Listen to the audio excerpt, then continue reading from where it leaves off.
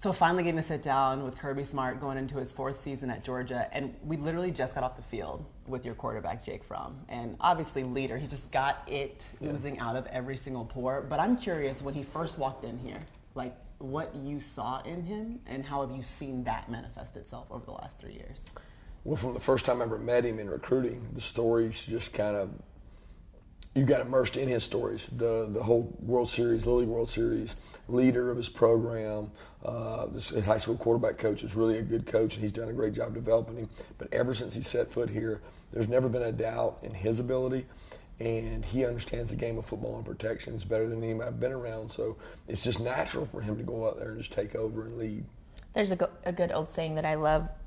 Whatever it is, he has it. Mm-hmm. And that's how I feel when I see him. But he's talked about he just needs to do a little bit more. Mm-hmm. What have you seen? I know you're only a few days into camp, but what have you seen from him that looks a little bit better?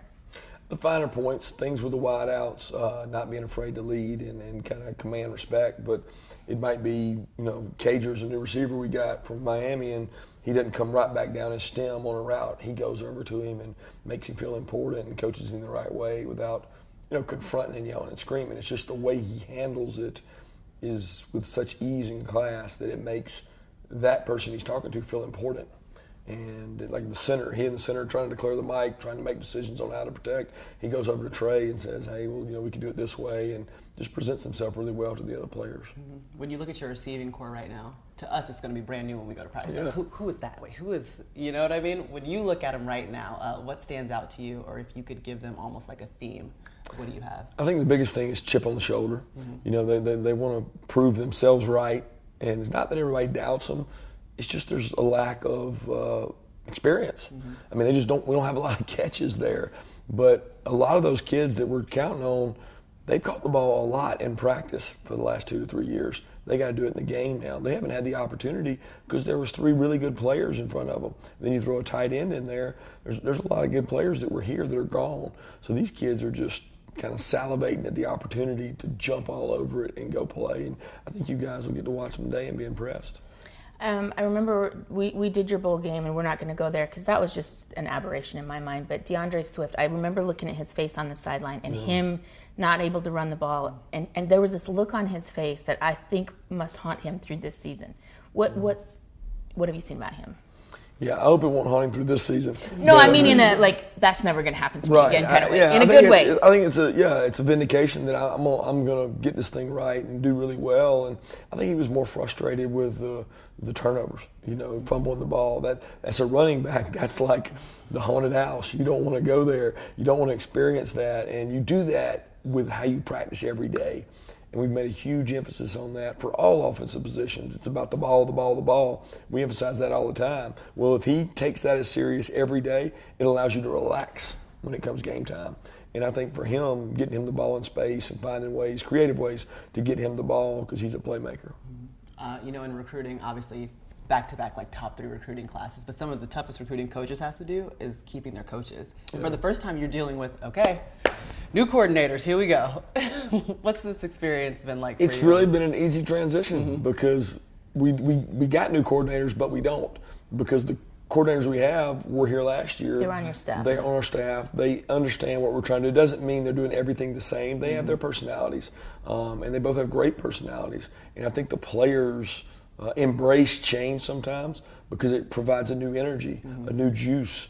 And the guys really like that part of it. And so far, it's been really great. It's been creativity on offense. It's been defensively a lot of energy because we got a lot of guys back. So that part's been exciting. That's what Fromm said about Coley. He was like, he just has juice in his coffee. I don't know what he puts in it, but the guy's like, people want to go and attack the day for him. That's what you want. I mean, you play hard for your coaches. You want to impress them. And there's a lot to do with the coordinators, but there's also a lot to do with the young men that are listening to the coordinators because they are buying into each other.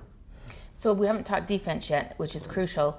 I know that last year, you were rotating a lot of guys. You had young guys. I remember us talking about your sophomore class really getting experience. So of these returning guys, what has clicked and gelled with this young group kind of coming in more experienced?